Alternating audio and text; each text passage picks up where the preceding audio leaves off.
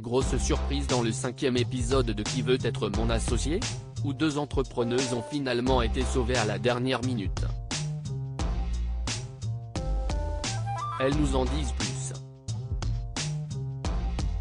Si on a l'habitude des retournements de situation dans l'émission Bilan diffusée juste après, CIST dans le 5e épisode de Qui veut être mon associé ? Diffusé ce mercredi 1er février à 21h10 sur M6, que l'on a assisté à un surprenant revirement. D'abord retoquées, les créatrices de Cake Master ont finalement été rattrapées en plein vol. Elles nous livrent leurs impressions.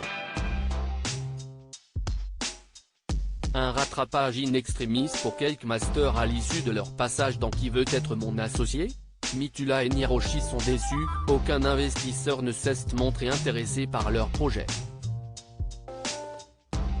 Cake Master, CIST, un service de box permettant de créer un gâteau de manière facile.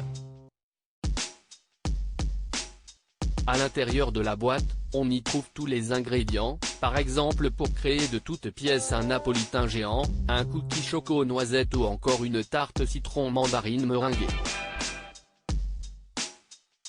Pour nous, c'était terminé, explique le duo à Télé Loisirs, toutes les remarques étaient pertinentes, on était super contente de ça, c'était pas un non pour dire non, on s'est dit qu'on allait continuer à bosser.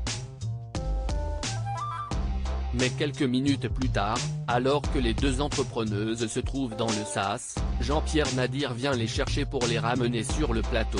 Au moment où l'on repart dans le sas, on voyait qu'Éric Larchevêque voulait prendre la parole, mais CIST finalement Jean-Pierre Nadir, Marc Simoncini et Delphine André qui vont jeter leur dévolu sur le projet.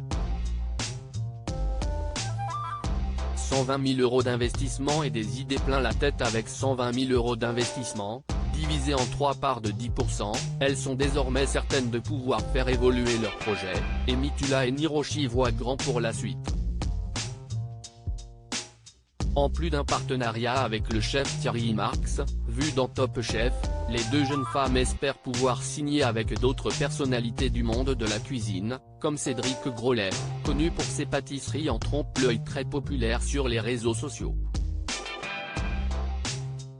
On a consolidé notre vision et notre stratégie au niveau du business model, explique-t-elle, on a beaucoup avancé sur notre partie logistique et approvisionnement, on est monté en compétences et en volume.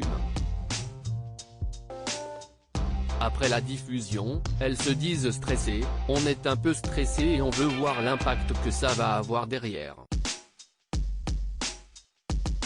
C'était le dernier test marché qu'on pouvait faire, ça nous montrera que notre produit a vraiment sa place, qu'il va vraiment plaire ou pas. À lire aussi Qui veut être mon associé ? Un ancien juré de Top Chef s'invite dans l'émission ce mercredi 1er février.